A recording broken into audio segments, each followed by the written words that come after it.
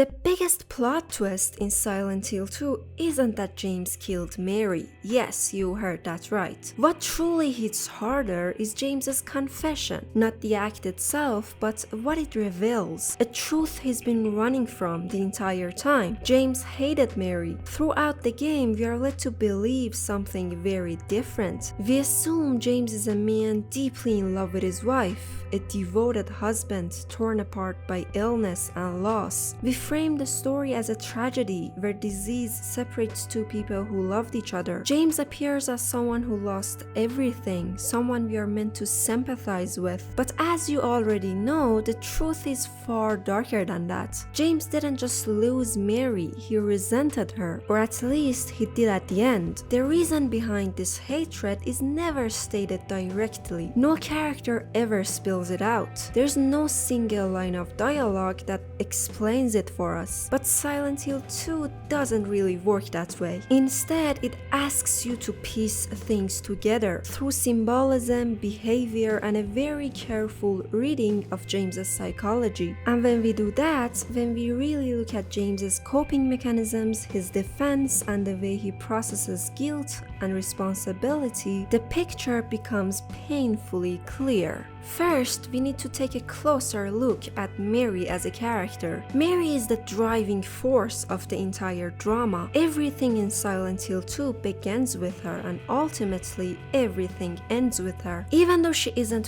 physically present for most of the game, she holds the greatest amount of control and influence over the story. These kind of characters are often absent in a literal sense, but narratively they are essential. They set the story in motion, they plant the seed. In that sense, Mary is not just important, she's fundamental. In many ways, Mary is even more important than James himself. She's the reason James becomes the person he is. She shapes him psychologically, emotionally, and morally. For most of Silent Hill 2, Mary isn't presented as a character. Instead, she exists as a symbol of the ideal woman, perfect, pure, untouched by flaws. A symbol of love itself. In fact, the only thing James ever really talks about when he talks about his past, his pain, or his identity is Mary. It's as if she completely occupies his mental world. But as the game progresses, something changes. Near the end, Mary begins to lose her purely symbolic role. She gains depth, personality, and emotional weight. The idealized image starts to crack, and the perfect version of Mary slowly fades away. That's the moment the player realizes something crucial. The story was never just about an incurable illness. What happened between James and Mary goes far deeper than that. Mary is a deeply complex character, and we can clearly see that complexity in the way she responds to her illness. Near the end of the game, we hear a relatively short monologue spoken by Mary herself.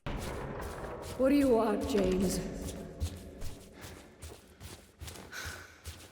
Flowers? I don't want any damn flowers. Just go home already.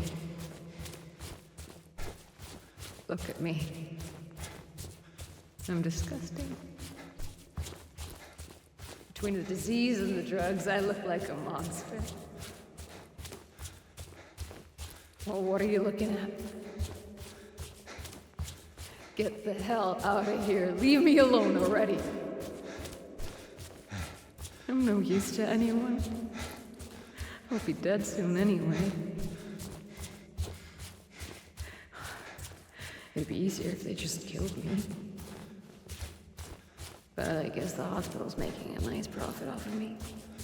Through this monologue, many of the psychological disturbances and hidden emotional effects of Mary's illness finally come into focus. But this isn't just the voice of someone who is sick or hopeless. This monologue is doing much more than that. It's screaming something important. The first defense mechanism that becomes very clear in Mary's words is emotional withdrawal. When someone is faced with a massive trauma, especially a terminal illness, the person experiencing this uncontrollable and painful situation often begins to slowly distance themselves from the people they love. This is an unconscious psychological response to extreme emotional pain. The traumatized person, or in this case the patient, becomes afraid of their own condition, and the moment they start to feel like a burden, they try to protect others by pulling away. This is exactly what Mary does. She starts pushing James away, not because she doesn't love him and not because she doesn't want him around, but because she doesn't want to be seen like this anymore. And this is a crucial distinction. What Mary is doing is not rejection, it's protective detachment. When someone believes they are becoming a burden, distancing themselves feels like mercy. Mary's absence is her way of saying it will hurt less if you let go now. She isolates herself before abandonment can happen naturally. In her own way, Mary is trying to protect James. She doesn't want the version of herself that stays in James's memory to be defined by illness. The disease, James's long-term caretaking, the collapse of their sexual relationship, and the physical changes her body goes through, all of this becomes unbearably heavy for her. She doesn't want to drag James down. She wants to free him from pain, from trauma, from slow emotional decay. But without realizing it, in trying to protect him, she plants the seed of an even deeper trauma, one that will eventually consume them both. For a moment, imagine this. Everything you believe you are, your identity, your sense of self, the traits that define you, suddenly collapse. Your entire existence becomes dependent on one thing, an illness. Mary doesn't just hate being sick, she slowly starts hating herself. The illness strips her of everything she used to define herself as: intimacy, autonomy, dignity, control. She no longer sees herself as a wife, as a lover, not even as a complete person. Instead, she begins to see herself as a problem, something that needs to be managed and solved. That shame doesn't stay external, it turns inward. And over time, that internalized shame transforms into self-loathing. When a person's self-worth collapses, their behavior toward others often changes too. Cruelty starts to appear, not because they want to hurt other people, but because kindness feels fake. If you truly believe you're unlovable, any affection directed at you feels undeserved, even insulting. And this is where Mary's emotional distance, her anger, and her bitterness begins to take shape, as the final stage of a self that no longer recognizes its own value. On the other side of this, when you realize there's no escape, that you're going to die, and likely sooner than later, acceptance becomes far harder than people imagine, because you don't have a timeline, you don't really know when, and there's nothing you can do to change that. Now add something else to that reality: pain. Pain that doesn't fade, pain that gets worse by the day. This is where acceptance slowly turns into something else. It stops being about coming to terms with death and starts becoming a wish for it. This is a psychological response to extreme or prolonged trauma, a point where the mind realizes it has no way forward and no way back. It can't escape reality, but it also can't survive the weight of it, so it moves toward the only exit it can imagine. The death wish isn't about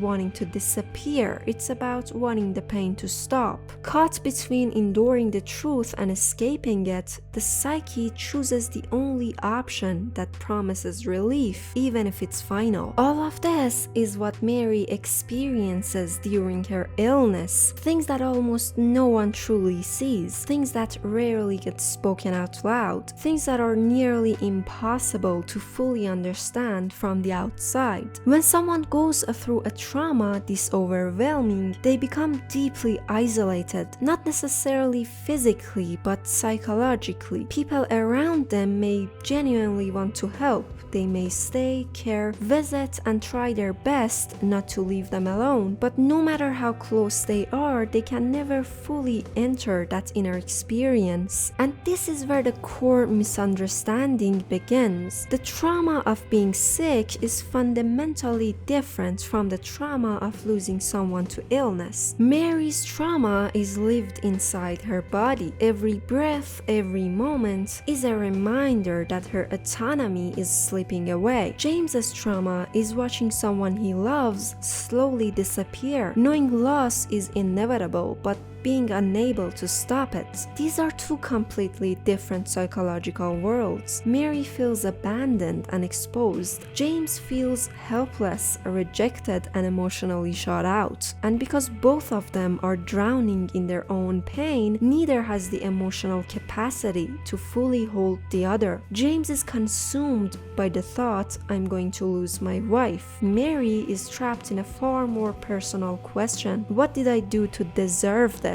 Instead of meeting in the middle, their trauma run parallel, side by side, but never intersecting. Each becomes invisible to the other, and it's from this emotional disconnect that resentment, guilt, anger, and eventually hatred begins to grow. On the other side of the story, James's psychological and unconscious reaction to Mary becomes the real turning point of everything that follows. At first, James breaks. There's no doubt that he genuinely loved his wife. Mary's illness plants the first seed of depression, grief, and emotional decay in their relationship. James's earliest psychological response to Mary's condition is pure sorrow, a deep, quiet sadness that slowly takes root inside him. What comes after that, however, is far more complicated. Most of James's later emotions are exaggerated reactions to Mary's own defense mechanisms. What ultimately pushes James to the edge, what leads him toward hatred and finally murder, is not a single emotion, but a buildup of suppressed feelings and unresolved motivations. First and foremost, James is tormented by his own helplessness. He feels completely powerless in the face of Mary's illness. As a husband, as a man, he believes he was supposed to protect her, to shield her from harm. Instead, he's forced to sit and watch as the disease slowly consumes her. There's nothing he can fix, nothing he can stop. He can only witness the decline. The only thing James believes he can do is to take care of her. Caring for Mary becomes his last remaining sense of purpose. It's the one thing that calms him, the one thing that eases his guilt, proof to himself that he's doing everything he can. But when Mary begins to push him away, when she denies him even that role, James's grief turns into something darker. His sadness deepens and his anger quietly intensifies. He finds himself trapped in an emotional hell with no exit, where even the woman he's sacrificing everything for no longer wants him around. James can't abandon his sick wife, but he also can't return to her arms and share what little time they have left in peace. Now imagine caring for someone who's seriously ill for an extended period of time. You suppress your own emotional and sexual needs. You erase parts of yourself day by day, and yet what you receive in return isn't gratitude. Not only is that person unable to appreciate your sacrifice, but they often unload their anger, fear, and psychological pain onto you. It's easy to say that's what marriage is, in sickness and in health, and that's true, but saying it and living it are two very different things. People need hope. They need to believe their sacrifices are serving a greater good. When the person you're devoting yourself to slowly extinguishes that hope, very few people can endure it indefinitely. James isn't just grieving, he's exhausted. This is caregiver near burnout. It happens when responsibility replaces intimacy. Love turns into obligation. Your entire life becomes someone else's illness. He's not allowed to be tired or angry. He's not allowed to want his old life back. So resentment grows silently, wrapped tightly in guilt. At the same time, this emotional situation causes serious psychological damage within James himself. He truly loves Mary, but when there's been no physical or emotional intimacy for a long time, that instinct doesn't just disappear, it gets buried deeper and deeper. All of these repressed emotions, grief, anger, frustration, and desire, eventually turn into a single overwhelming force, a deep and uncontrollable hatred toward Mary. None of this is meant to justify what James ultimately does. The goal of psychoanalysis is not forgiveness, it's understanding. Understanding where that hatred comes from, how James reaches that point, and why this tragedy unfolds the way it does is essential to truly grasping the story of Silent Hill 2. Silent Hill 2 functions as a psychological case study as much as it does a narrative experience. The game demonstrates